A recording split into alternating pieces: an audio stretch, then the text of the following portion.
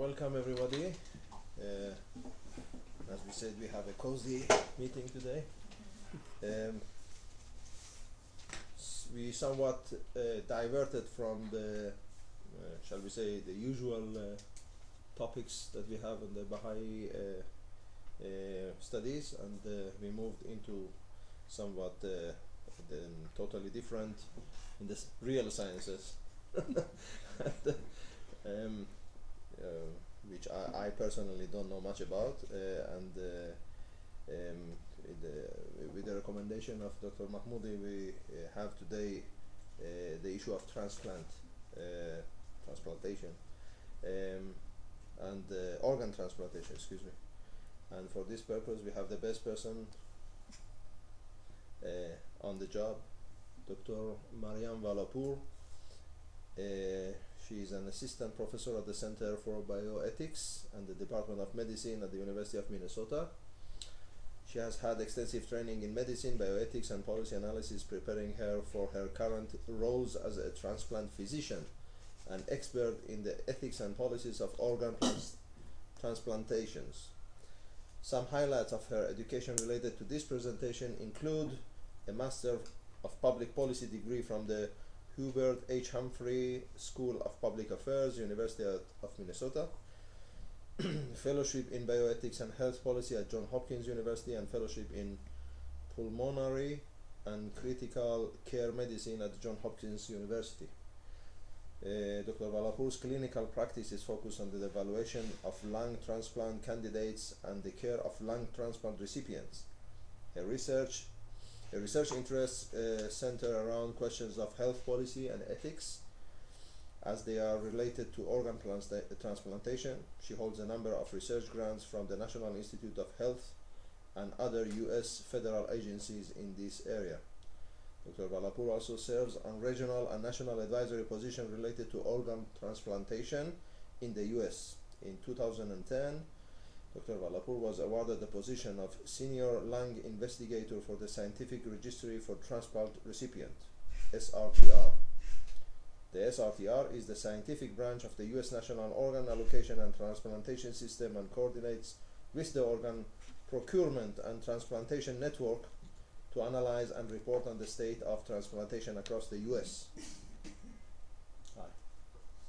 In this prestigious position, Dr. Valapour oversees the analysis and interpretation of lung transplantation data for the United States and serves as a scientific advisor to U.S. transplant policymakers. So, thank you. Quite serious, as we say. So I'm sure we have a lot to learn, at least me personally, to learn a lot from this lecture. And well, thank you so much for the invitation to present. Thank you. I want to thank the University of Haifa and the Baha'i World Center for the invitation to present to you. It's quite an honor. So are we set? Yeah. Dr. Professor Gilbert. Hello. Our it's nice fellow at the center. It's nice to meet you. I have no relevant disclosures. I have funding from the U.S. government in a lot of my research, and I'm free to say as I wish. So there's no limitations on any discussions that I have. I want to start out by saying that this is not going to be a discussion of religious permissibility of transplant. Most religious traditions have sanctioned organ transplantation, and that's the case with the Baha'i faith.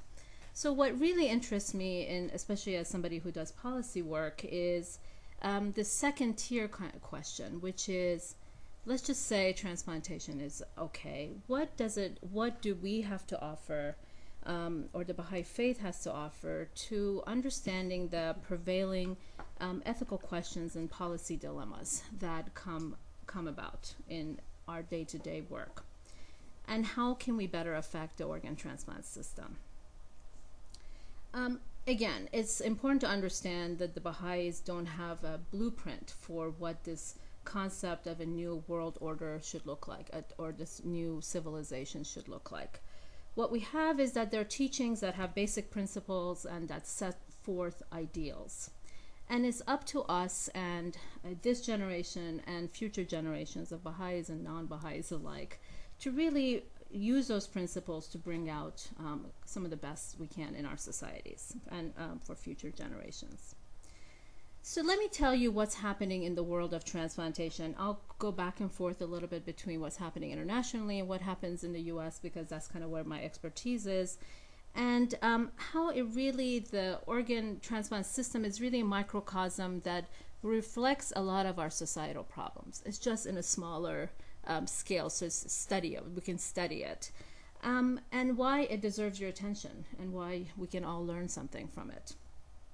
So as you can see from this quote, organ transplantation is a well-established and increasingly utilized procedure for the treatment of patients with end-stage organ disease.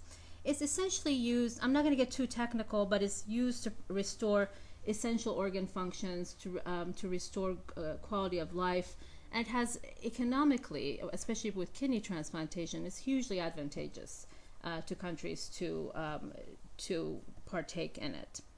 In other words, transplants save lives and improve quality of life. The transplantation of organs like kidneys, livers, hearts, lungs is becoming increasingly accepted and is routinely used in part of a healthcare system. And it's no longer really a feature of the highest technically advanced countries necessarily. But what holds true across the world is that it's a very limited resource. According to the World Health Organization, feel free to look at these slides as I read you some of the numbers. There are approximately 106,800 transplants occur in 95 countries. These are the 2010 data. And the rates of transplant increase annually, but the pace really cannot keep up with the demands. And these numbers really represent approximately about 10% of the estimated need for transplants worldwide. So the stakes are high. We are dealing with life and death at an individual level, and then on a societal level, we're dealing with health of nations and the economic impact of that at national and international levels.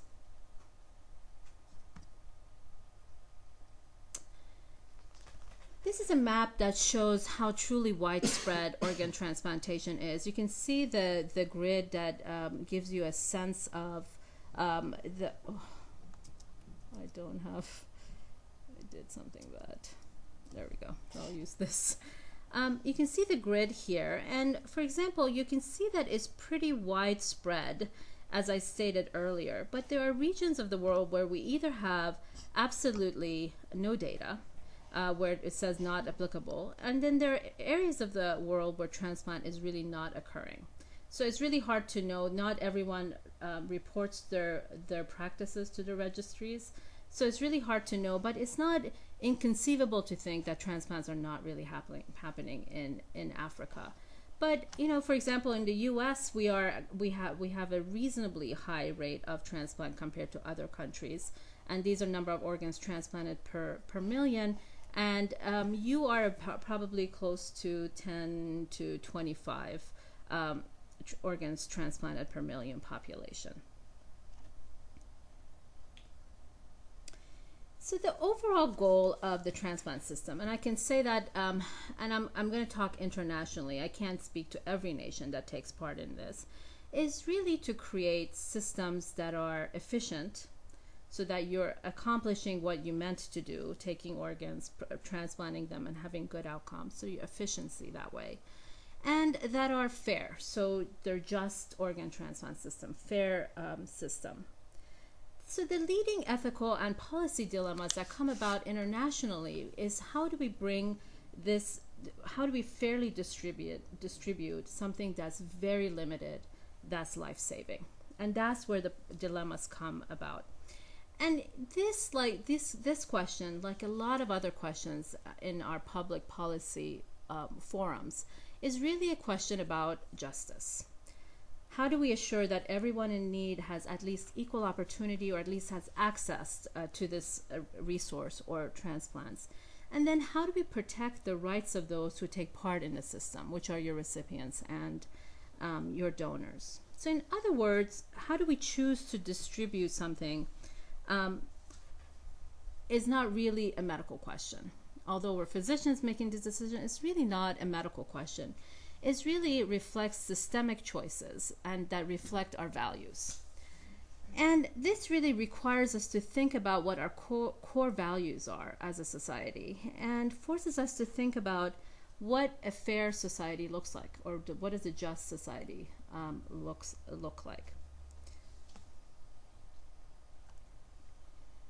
This societal assertion of justice being the cardinal value is affirmed in the Baha'i writings, where Baha'u'llah, who is the prophet founder of the Baha'i faith, says that there is no force on earth that can equal in its conquering power the force of justice and wisdom. Much of the Baha'i writings are really dedicated to this concept of how do we make our communities look fair, and what would that look like. But this declaration of social importance of justice is not really just a moral lesson for the Baha'is or for the Baha'is. It is really what the faith teaches Baha'is, is that it has a place in public discourse, and that its followers are not just to use these principles just to become better people, but rather they need to use it to bring about social transformation. So it takes it out of the individual realm into the public realm. And so, but this quote really captures that. Be anxiously concerned with the needs of the age you live in, and center your deliberations on its exigencies and requirements.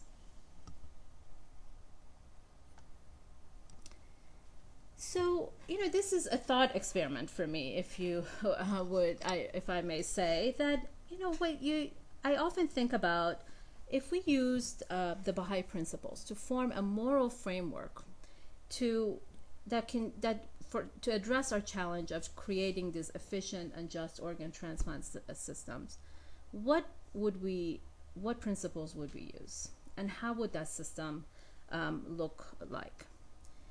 So we have 45 minutes, and and this is the beginning of my thought experiment in this. At least, it's been thinking about this just for a few years. But these are principles that I think are the minimum requirements of having an efficient and just organ transplant system. And these Baha'i principles are a fair system would adhere to the principle of oneness of humanity, which is one of the pivotal principles in the Baha'i faith. A system would respect the sanctity of human life. It would also safeguard personal freedoms and public affairs. And then it would have a process that would be transparent and participatory.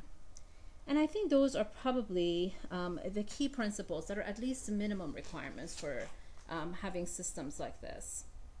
So what I think I'm going to do now is take each principle, talk to you about what the Baha'i offering of it is, and then show you what the world looks like now, and does it really reflect those. And in cases that it doesn't, it'll become obvious why the principle may be helpful to us. So let's take the principle of oneness of humanity. It's the pivotal teaching of the Baha'i faith, as I said. Understanding how failing to incorporate this into our systems has really will help us understand how we've developed these great inefficiencies and really widespread unjust, as you were talking about, unjust treatments of members of our society. And will help us think about, you really need to understand why things are happening if you have a prayer of solving the problem. And so it's important thought process to think about why things are happening the way they are. So some possible domains or criteria under that principle that I think we could potentially check our systems for is that you want to prohibit or at least avoid discrimination based on gender, race, ethnicity, ideology or belief system, geography, and socioeconomic status. You would think those may be obvious to some, but our systems don't really necessarily reflect that. So let's take this. The Baha'i writings not only establish that recognizing the oneness of humanity is central to all the teachings of the Baha'i faith, but it's also paramount for understanding how our society should really function. Shoghi Effendi, who was the grandson of Baha'u'llah, was an authorized interpreter of the writings, wrote this, that the principle of oneness of mankind, the pivot round which all the teachings of Baha'u'llah revolve, is no mere outburst of ignorant emotionalism or an expression of vague and pious hope. Its message is applicable not only to the individual, but concerns itself primarily with the nature of those essential relationships that must bind all states and nations as members of one human family. It calls for no less than reconstruction of the whole civilized world. That is not to say the Baha'is don't recognize national autonomy. They do. But what is essential is recognition of your role as an independent nation within the broader context of other nations. So an example of our failure to understand this concept or acceptance of our interdependence is a phenomena that plagues us in the world of organ transplantation, which is commodization or transplant tourism. We'll talk. So this is a topic that should be reasonably familiar to you for those of you who are up to date on a lot of this concept of patients or donors moving across borders now to compensate for this lack of availability of organs across the world. So Israel has strict legislation against the commodification or buying and selling of organs. And that was reiterated in 2008. The United States has similar legislation since 1984 prohibiting that practice within our borders. But what I'm here proposing is that despite the fact that we control what happens within our borders, there are no real borders in the world. And what happens is when we have problems, we export them, and other people do similar things. You can't control your borders when it comes to human movement like this. So this was at the World Health Organization. This scientist, Shemazono, proposed or showed how illicit organ trafficking occurs in these models. And all these models have been affirmed, at least in the United States. Here's your recipient who needs a transplant, can't get high enough on the list, is dying, doesn't know where to go, moves to country A, finds a donor, that transplant happens there. An example of that is Americans going to China, and that kind of transplant occurs there. A second model is people import their donors from other countries to their native country, and that transplant happens. You know, theoretically in the U.S., we're supposed to interview every donor, and these are living donors, by the way. I should be clear about that. We interview every donor, but unless someone tells you or admits to you what's happening, although it's illegal, if they want to hide it, they can hide it. So this is something that happens, and there was a huge expose recently in the United States that this has happened. The next mode is when a donor and recipient travel together. And we see this when people claim to be family members, and you really doubt it, but you don't have any proof that they're lying to you, and you have to believe your patients. And then this is another model where really arrangements are made with someone else in another country, and they both go to a third country where those kind of transplants are more prevalent. So no borders in the world of transplantation. One human race, one big problem. The next issue that I talked about was limiting racial differences, right? So if you want to recognize the oneness of humanity, your systems cannot reflect your problems, your societal problems. And in the US, one would say the biggest problem is the outcomes between African Americans and whites. Hispanics are increasingly experiencing different outcomes in healthcare, but African Americans by far experience it the most. So here is, can you see that okay? So here's you on the x-axis is years, and on the y-axis is the candidates on the wait list at the year end of the year. And look at, this is for waiting kidneys, which is the biggest, the largest number of transplants that occur anywhere in the world. You look at this number and you think, not too bad. American blacks and whites are tracking pretty closely. So what's the big deal? What is she talking about? Except the African Americans are 10% of the population, and they should not be tracking whites this here. So if this was really reflecting, if our system gave equal access, so the African American line would be here. So this is a reflection of racial disparity in the U.S. population. Then remember that I talked about that if the transplant system reflected the principle of oneness of humanity, we would be safeguarded against major socioeconomic disparities. And we all know that there are huge socioeconomic disparities across every sector in our societies, and that again is reflected here. On the x-axis is GDP per capita, and on the y-axis is kidney transplant prevalence per million population. And look at this. So as there is a direct correlation, I mean that's as direct as you can get with the dots that in my business, that's about as direct as it can get. That basically the richer a country is, the more access or the more life-saving transplants happen there. And I thought it might be helpful to you, at least for my sake, it was easier to think about where the countries fall in these ranges. So for example, India is here, Brazil, Russia here, Israel, Saudi Arabia around here, and US and Germany fall somewhere around here. So I'll end this section with a quote from Abdul Baha, again, the son of Baha'u'llah, and an interpreter of his writings, who wrote, "In every dispensation, the light of divine guidance has been focused upon one central theme.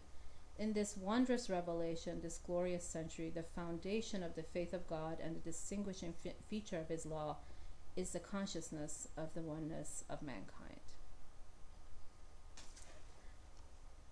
So let's go to the next principle that that I thought that a perfect transplant system would incorporate, which is understanding the sanctity of human life and really incorporating that into its system. Possible criteria or candidate domains that a system like that would include is making sure that the quality of life, there's quality care for both your donors and recipients, that you actually are achieving better medical outcomes and better quality of life, the things that you set out to do with your procedure, and that you have safeguards that can prevent human commodification from occurring. All right, so let's read this, the quote from Abdul Baha on the unique station of mankind. "Man is the noblest of the creatures. In his physical organism, he possesses the virtue of the mineral kingdom. Likewise, he embodies the augmentative virtue or power of growth, which characterizes the kingdom of the vegetable. Furthermore, in his degree of physical existence, he is qualified with functions and powers peculiar to the animal, beyond which lies the range of his distinctive human mental and spiritual endowment." So in the Baha'i faith, the humans, or man, is considered to be the noblest of the creations of God.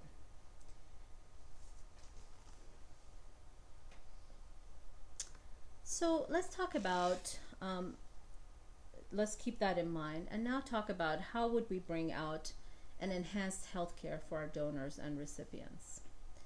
So we would standardize medical care for our recipients. You know, people get widely disparate care. in different institutions, in different regions, in different countries, and so on. And every division is widely disparate. We would assure that there's an ethical standard, a minimal standard for obtaining informed consent, meaning that people were actually aware of what was happening to them and agreeing to it. And then we would conduct long-term studies of what happens to these donors. I mean, you would imagine that donors who are brought in from these villages in these countries, no one follows them up, they just go. But even in the United States, we don't necessarily follow up what happens to living donors. We have very short-term studies and then grants that do long-term studies, but we have no registries that follow living donors long-term, simply because it's really cost prohibitive.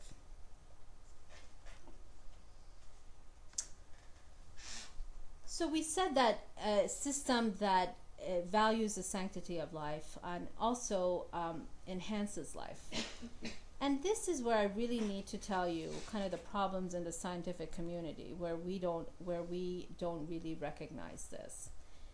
We don't have adequate exchange of international data on what happens in the transplant world. For example, in the International Society of Heart Lung Transplantation, it took forever to convince countries who perform these transplants to contribute data. And the only way they would agree to do it is if they were promised that the data would be de-identified, so it wouldn't be associated with a country. The idea being that they didn't want their countries labeled as having poorer outcomes, for example, compared to some other country. But the scientific implication of that is that we don't know who's doing better than someone else, and we don't know who to go to learn. They may have better outcomes in certain aspect that we have no access to, because all the data is aggregated in all, in that registry is 48 countries. It's all aggregated. So I have no idea what one country is doing versus another, and I don't know who to call to see why they have better outcomes than we do in the US. The other problem is that we don't speak the same language, and I mean the same scientific language. We don't standardize the way we report our information, and we don't standardize the way we label things. For example, what I call rejecting an organ is defined vastly differently than what they do in England, and I have no idea how Israel defines it. So what I can't do is cross-reference and see who's doing better and why they're doing that. So a real problem and real Achilles heel, I think, of advancement of this field. And then I talked about how we would potentiate consent in this population. I think in the US they're making some move towards providing donors and recipients with information. You have a website in Israel where you can, it was in Hebrew, so I couldn't tell how much information was there, but there seems like that there are resources that you can access so you can know about what to expect from a transplant. So it makes you a better decision maker when you are, that you can take part in these systems. And then here's the big one that I'm going to talk about, this prohibition of commodification of humans.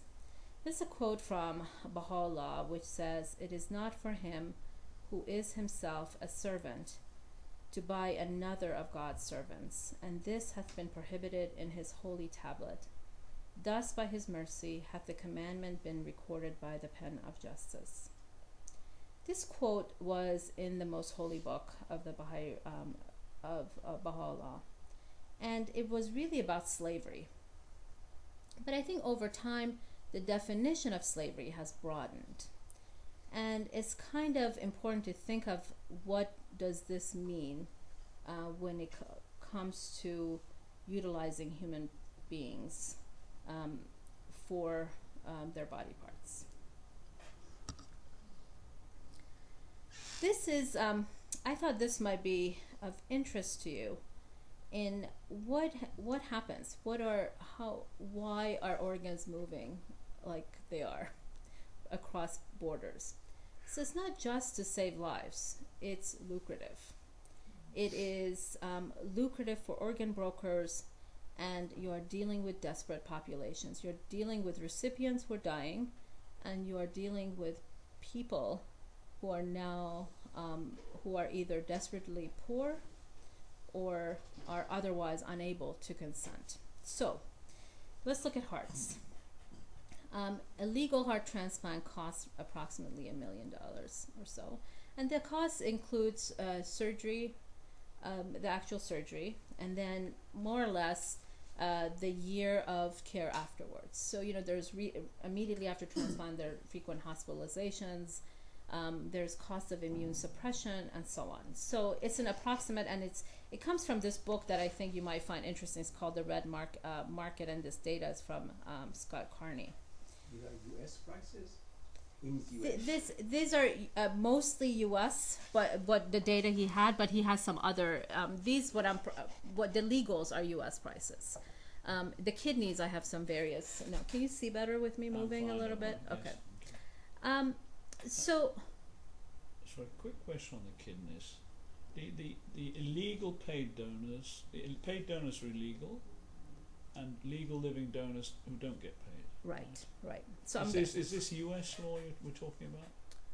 U.S. Or which it says illegal? Right. Which So law are I'll we talking about?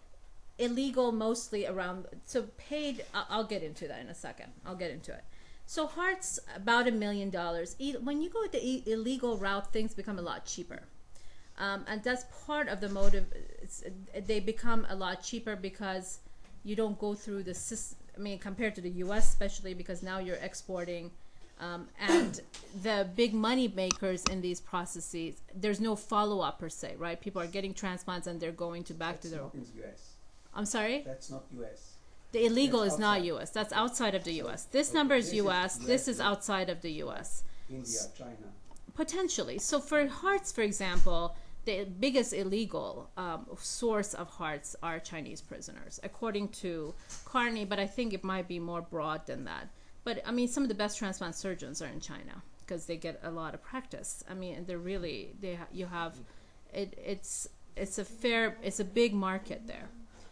One clarification, if I may. Sure. When you say legal about $1 million, what's the sum that goes to the surgeon? Because if it's the sum is the same That as is the not- illegal, so there is no big difference unless you have this year. You would think Follow-up. that's an easy question for me to answer, No, but just- it's really impossible. It depends on the insurance. You It understand my depends on. question? I understand. Yeah. You want to know if if the surgeons. So there is no actually so you can go to the legal system, do the transplant, and forget then- about the follow-up. I will manage. I don't know. Except this is a fallacy because they're having the transplant here and then going back into the legal system and getting the follow-up. That's really the fallacy, right? So you're going to China, you get your transplant, you think you've saved money, then you come to the U.S. and now the follow-up is still there. The biggest driver here is you actually have access to the organ, whereas in the U.S. a lot of people die waiting for hearts. So for livers, similar. This is a U.S. number, about 500,000, and then if you go elsewhere, it's around 150,000. And then legal, meaning in most countries, living donors are unpaid, deceased donors certainly unpaid. And the biggest illegal sources of livers are executed prisoners. And that's, and usually these are political prisoners or prisoners based on their religious beliefs or other beliefs that are not in line with the current regime of whatever country you're dealing with. According to Carney, there's a lot of livers come from slum dwellers, difficult source. And then kidney transplants are widely disparate, the prices for a kidney transplant. And these are even, so in India is around 15,000. And this has to be legal numbers, right? 262,000 in the U.S. and China is cheaper. The illegal source of, again, kidney donors are mostly executed prisoners, but there is a huge, there is a woman sociologist who follows these donors. There are huge markets when it comes to kidneys all around the world, in the Philippines, in India, in And she does extensive studies, and these come from a wide sources. Her name is Nancy Shepherd Hughes. If you Also want, in Israel. I'm sorry. Also in Israel. People, It's in Israel. I think it's illegal, but yeah, people start to sell their kidneys. people are starting to sell their kidneys, and there's importing. There's there are Israelis that move somewhere else and get their transplant. The same is true for the U.S. We just had the largest case of selling a broker who got arrested in the U.S. who facilitated this for years, and transplants were happening at Johns Hopkins and nobody knew what was going on. Big money. Yeah. Big money. And naive doctors, probably. It's a combination. So the next principle that, so we're moving now to the next principle, which is assuring that your people that are in your system, their rights are recognized, that they are free to choose, they have access and choice, and that we consider public welfare in our systems, so that when we utilize our resources, we pay attention to public utilization of public resources. There's this quote, the Baha'is place great significance and importance on liberty and freedom. There's a quote from Baha'u'llah that says, the ancient beauty has consented to be bound with chains that mankind may be released from its bondage, and hath accepted to be made a prisoner within this most mighty stronghold, that the whole world may attain unto true liberty. And then the Universal House of Justice actually clarifies this concept of freedom, where they say that he revealed laws and principles to guide the free. He established an order to channel the actions of the free. He proclaimed a covenant to guarantee the unity of the free. So that freedom is recognized and valued, but that there should be order to freedom, and there should be some level of constraint and could be self-imposed constraint on your practice of your freedoms. Now, to express liberty or freedom, you have to have choice, right? And to have choice, and choice is often affected by access. And I wanted to kind of show you how people are not truly free to choose transplant across the world based on where they are in based on Human Development Index. Now, the Human Development Index is a composite statistics, and it's really used to compare countries based on level of human development. And it includes several factors like literacy, education, standard of living, and it's helpful to compare country to country and quality of life measures. And so this is comparison of kidney transplants from the deceased donors, DDs, deceased donors, and this graph shows liver transplantation.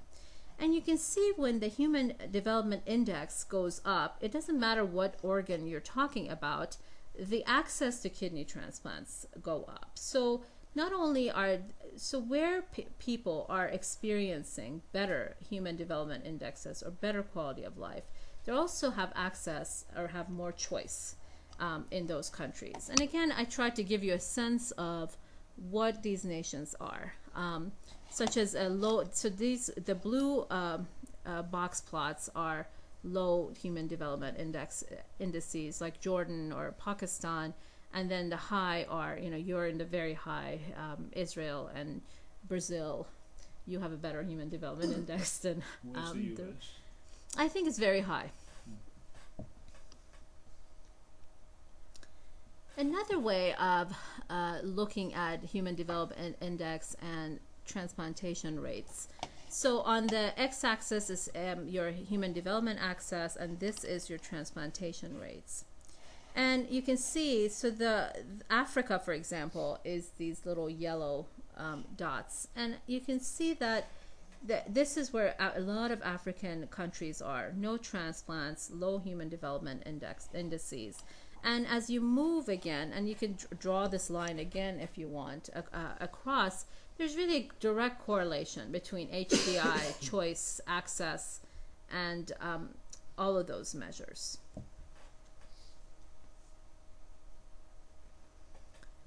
Now let's talk about how you exercise your personal freedom within a community.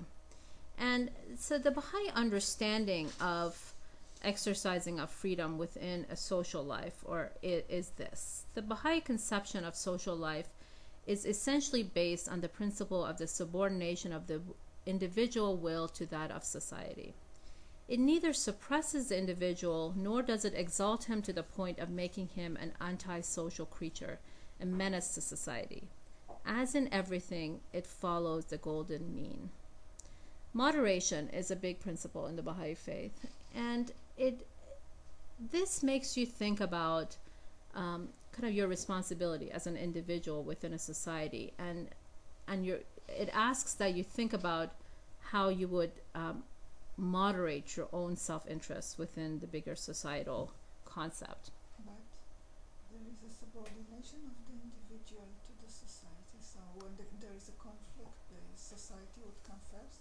It does. I'm not sure I would make that interpretation. I'm happy to let others comment. I'm not necessarily would make that interpretation. I think it asks you to think about how you would exercise your personal freedoms. It's not necessarily institutional subordination of the individual to the bigger picture. So an example of dilemmas like this in the world of transplant, okay? So I'm going to walk you through this graph. This is U.S. data, and this is largely driven by U.S. data, but this is a composite of about 48 countries, of outcomes of transplant in 48 countries. So on this axis is the number of years lived after a transplant, okay? And on this axis is percent survival. And usually we look about at the 50% mark and call it the half-life of a transplant. At what point are 50% of the population still alive, or is 50% dead? Kind of, that's how you measure outcomes from a transplant. And this is for a lung transplant. So look at the half-life for somebody who's 65 and older is 3.5 years, okay? Do you see that? So here, then we come down 3.5 years. And now looking at, so the blue line is the 18 to 34-year-old. Their average, their half-life is about 6.5 years. So you're now talking about a 3-year difference in the outcomes, which is a transplant that already has pretty poor outcomes to begin with, right? 50%. And so this is where we're now struggling with how do you distribute and still think about, we certainly don't limit by age now. There are some programs around in the world and in the US that limit by age. They will not transplant anybody over the age of 65.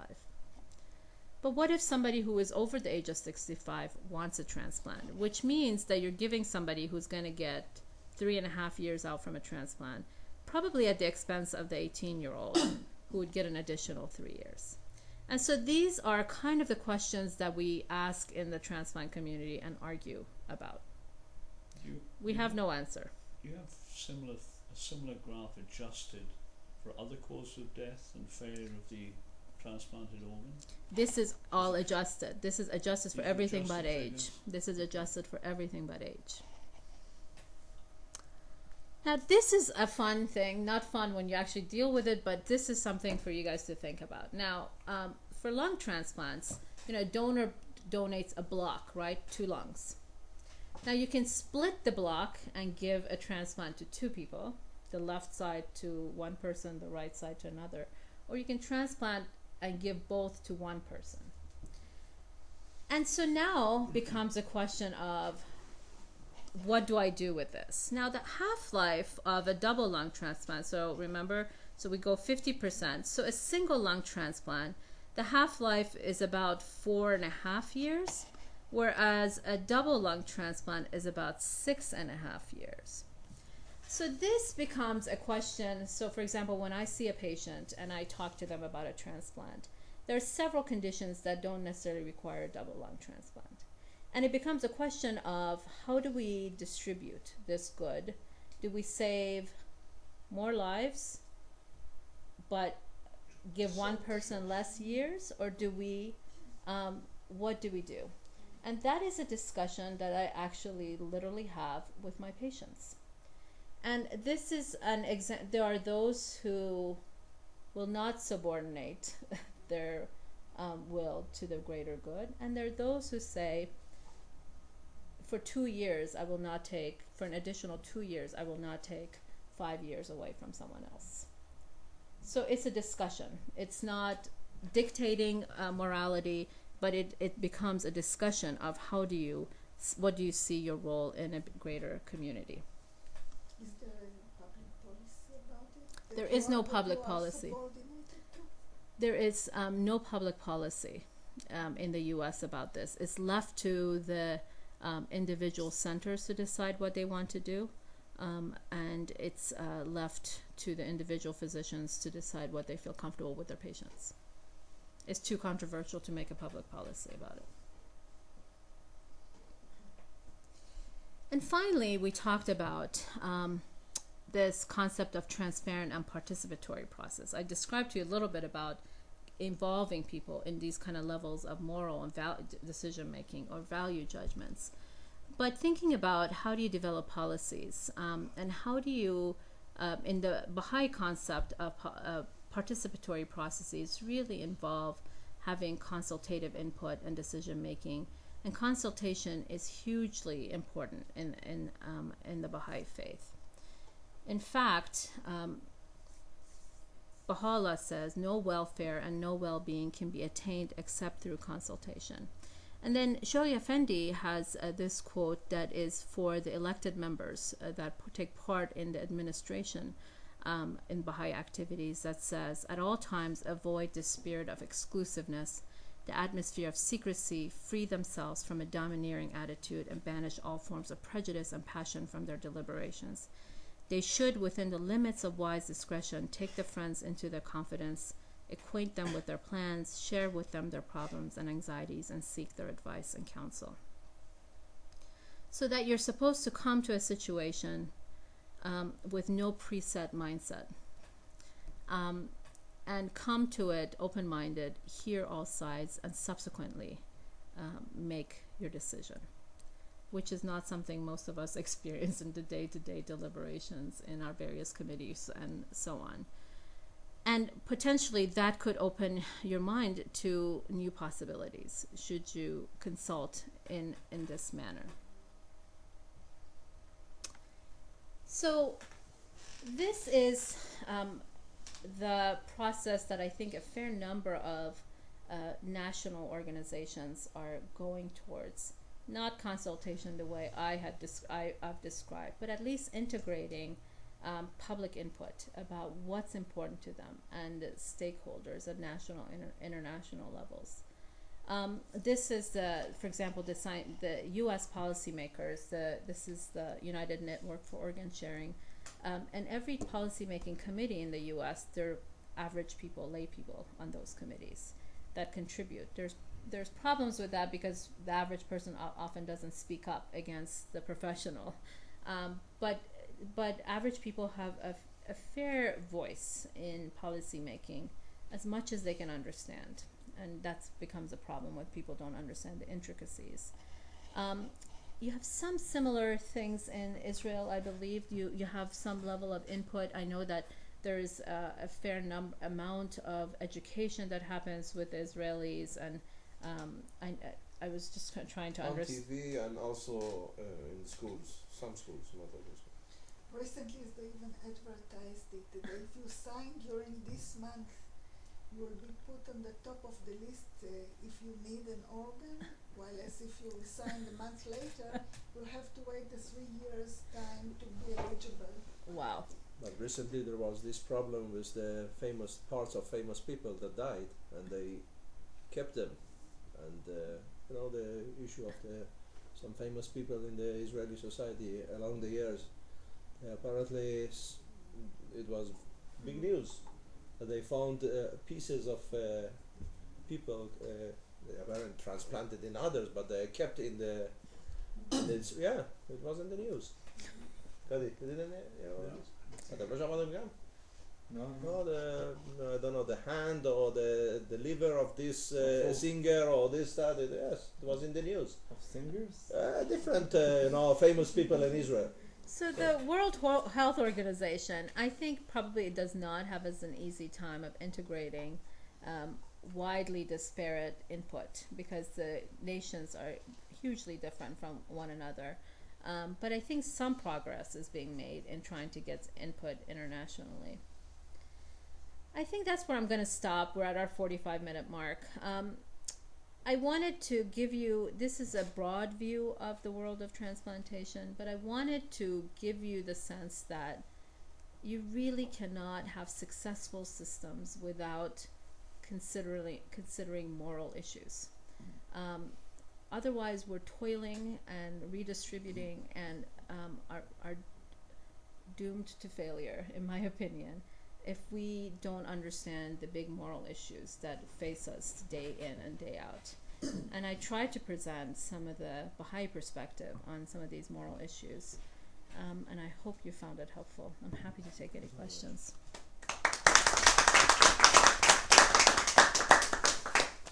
Anyone? Well, I have one.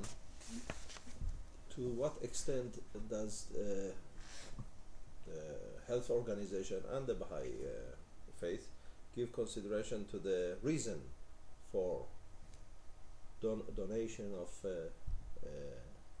different parts of the body for transplantation? The reason I'm asking is for everybody knows Salman Rushdie, and there is this fund in Iran called 15 Khordad, which is it's based on the riots that were in 6th of June 1963 in Iran when Khomeini came to the public knowledge in Iran.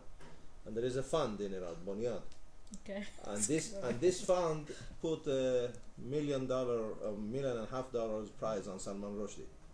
So many people who didn't have money, they donated their bodies, or kidneys actually, for this purpose of actually assassinating a person and not saving lives.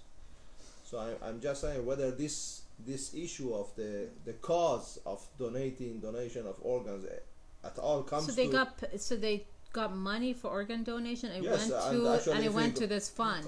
Yeah, and actually if you go to the price list, I Yes. remember it was about $3,000 to $4,000 per organ. Of course, this was a donation.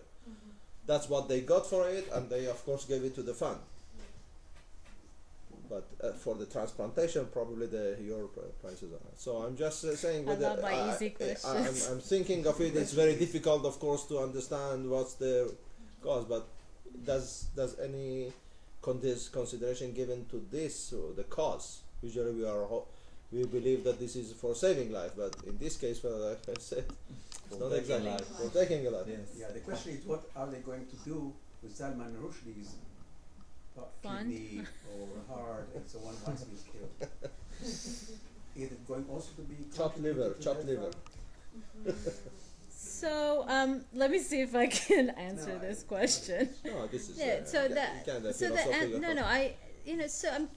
the main cause for the organ transplant system, I guess the main conception behind it or donation has been altruism. Yeah. And so to think of it in those ways, you would think the reason matters. There is no Baha'i perspective. There's no Baha'i quote that I can tell you that has addressed every kind of crazy situation that we address. But I would think that altruism, generally speaking, we are against killing people, and we're against. I can just. No, what I meant is whether there is any consideration of the reasons of giving. So, if you know the cause, in some way, somebody whisper it to you, so you won't take it or you would take it because it saves the life of somebody who is actually waiting. It doesn't matter why the other guy donated it. Is this an issue or? Well, I can tell you I'll answer it from a U.S. perspective. Yes. The reason for donation as important as the outcome of it. So that, for example, that if we think that, but usually those reasons that are considered are for the benefit of the donor. For example, are if the donor, for example, let's just say she's married to a man who is going to kill her if he doesn't donate, she doesn't donate her kidney to him. Would we now take the organ or not? So there's these kind of questions. So reasons do matter. But we have come, at least in the U.S., have come hard on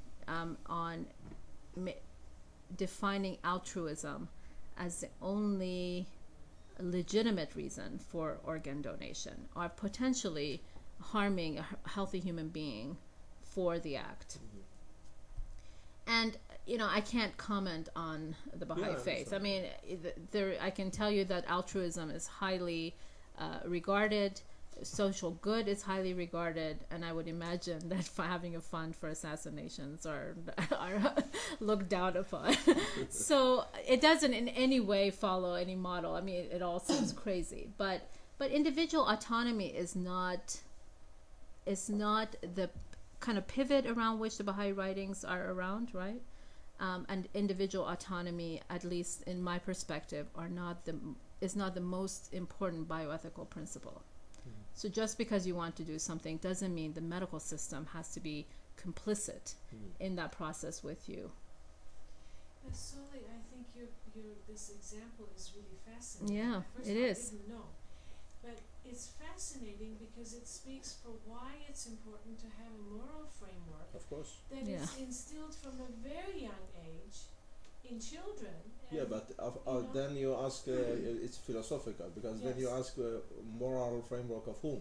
Because for that guy who donated, he did the moral thing, he's going to follow the fatwa Khomeini, who is going to kill this blasphemous person, which is very moral, and he's it's not moral to you. Well, but see, my point being that that's where one, even in Islam, and there are experts here,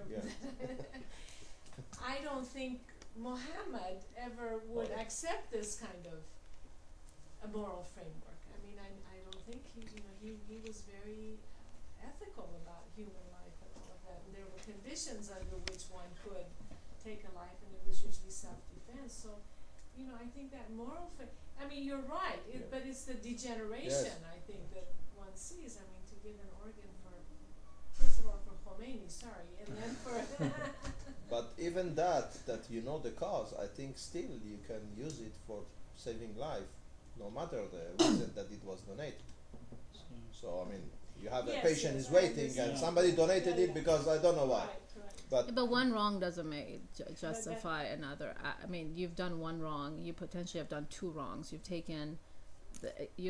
taken an organ from a healthy person. One wrong potentially. No, he donated it himself. Yeah, but autonomy doesn't absolve you of what you've done. He's made the choice. But patients. There's cases where patients come and say, "Cut my leg off." You don't do it just because they ask you to do it. So that's one act. Then there's a second act of potentially killing the Salman Rushdie or whoever it is. No, I said to save a person. Yeah, but the third part is you saved another. So you've done two moral wrongs for potential, right? Yes. But death is not death is inevitable. So saving a life is really a temporary state, right? So any act to just save a life doesn't seem morally justifiable. But having a baseline understanding of what are some kind of big moral values we all hold dear, I think it's easier to establish than, right? Definitely. I mean, I don't think it's, I think most of us, regardless of background, would think having an assassination fund is a little crazy. This is in a crazy country and in a crazy regime. It's a crazy world. You work as a policy consultant. I do. Do you find that these kinds of considerations, when you bring them up, are they welcomed or accepted or used in policy making, or is it difficult? Because I mean, to me, all of this sounds logical and almost obvious when you say it, but does it work when you talk to people who have a say? It's interesting. I think so. There's different kind of movements in the United States. For example, this we've had an issue with some very rich but very bad people coming to the U.S. coming onto the list. And for example, for liver transplant, the sicker you are, you move up to the list very quickly. So it's not a weight-based system. So very bad people come to the U.S. Mafias members from different parts of the world come, get on top of the liver transplant list, get transplanted, and then. So it doesn't matter if you are a U.S. citizen or not. Exactly. So becomes a question. So no, not necessarily. They have money. So they come and get transplanted and go and then make major contribution to institutions. Again, one good came out of it. Now you can fund my research with your mafia money and maybe clean your money with that. So so these concepts of so now there's considerations of a move of limiting the number of transplants of foreigners in the U.S. So up until recently, there's about a 5% allowance for that, and that's never been enforced necessarily, but meaning that, and that legislation came about to allow people access to transplant that couldn't get transplants in their own countries, kind of poorer countries and so on, to allow physicians to do what they do, save lives. But it's these kind of abuses of the system that has really brought out the difficulties. So long story, so these kind of discussions where I sit around, so I'm on this international committee as well. So, I think if you can be logical and show, and so when we're considering policies, can you really close your borders? I mean, you can't just say we're going to transplant nice people, and if you're a bad person, we can't transplant. How are you going to prove who's bad, who's good? It becomes really complex. So I think when I cite my values, I usually cite it like this, with evidence of why certain processes are not necessarily productive. Like closing your borders may solve one problem, brings about another problem where you can't really solve the lives of very deserving people. So I think if people are reasonable, they will listen. And I don't think the Baha'i writings are, they're very revolutionary in some ways, but they make sense, and it's easy to find plenty of evidence for why they work. So I think you can be very scientific in its presentation. Where I have no data, I declare my value and I say where it comes from. But I don't necessarily find them to be that difficult to use, at least in the U.S. I think in some countries that there might be more difficult to convey, like oneness of humanity. I mean, that may not bode well in every policy-making body. But in the U.S., I don't think it takes some discussion. I mean, nothing happens that easily, but I think it's pretty well received. If I may, last week I saw a program on the Israeli TV, in a program which is, I would say, like 60 minutes, Hamakor. Mm-hmm. And it was about these ER units that in Israel have for small children. Yes, and they show that between 50 to 60% of the people who are actually treated are Palestinians from Gaza. 80%. No, well, they said 50% in general, and I think in certain cases it was 80%, and it was in Ichilov in Tel Aviv, in the main hospital in Tel Aviv. So how come, these are Hamas people, or at least some relation, how we are doing? And the issue was money, because they charge them full price, and the Israelis, because they have this insurance, so it's not exactly the hospital gets the full money. And it was a discussion, and the guy was admitting that they're doing. So what this if it because wasn't money? What if they all had the same insurance? Would the Hamas to be turned away? No. Well, I don't know. Not necessarily, because it's the medical system, but right? There is a problem, because especially in this case, that on the other side is the enemy actually that attacking you. No, the kid, it doesn't matter. It's not the enemy, kid. but 20 years time. Yes, but the issue was a debate. How come my kid drops to the bottom of the list because some Palestinian comes? So it's a debate. You cannot disregard it. So just remind me of what you asked. You presented a lot of interesting figures, but the one that kept ringing in my head was the 10% at the beginning. Yeah. Of transplants are done to the tune of 10% of what's needed, and the issue in my head is supply. And the thrust of the future has to be in improving supply, preferably on moral grounds. Whether that means legal grounds, I'm not sure. And I would argue a case for selling kidneys in the US openly. Why not? I have a colleague who does that all the time. Well, fine. Well, but, I mean, but that will improve the supply, so and how a is lot of these ethical issues of choice will go away, because if the supply gets up to, let's say, 100%, then the moral issues will not be as pressing. They in terms of choice, in terms of who gets on top of the list, who's in the middle, who's at the bottom of the list. Supply is the key, and we're stuck with a lot of what you talked about, not all, but much of it, related to the fact there's a shortage. There's a shortage. Yeah, the shortage therefore means there are issues of choice and problems. And But, it was a worthy discussion because there's a shortage of all kinds of things. You can use it for any ER visits, for anything. This is why it's kind of a good mental exercise. So you can solve one problem, there's always going to be a shortage of another. But so Israel, I don't know if this law, I don't keep up with, but in 2008 you passed a law that donors, so I'm assuming it'd have to be kidney donors, receive approximately $5,000. Oh, this I don't know. So at least that's what. So that there's it's an incentive. It's not a payment, right? It's not a big payment, but it's a bit of an incentive. And I'm not sure if that's still true or not. Did it pass? I don't know this one. I think thought there you was meaning. a big debate, but I'm not sure I don't know if was it passed. finished, I thought you referring to the donation itself, because until 2005 or 2008, I think 3 doctors could decide whether they are going to donate to take it. Yep. So could be But considered then brain it became dead. on the will of the person, or it's Right. his or her family. So No, that's but for the brain the dead question is patients. So, mine- but this is mine for living the donation. donation. For Yeah, you're I understand alive and you also. want to give a kidney.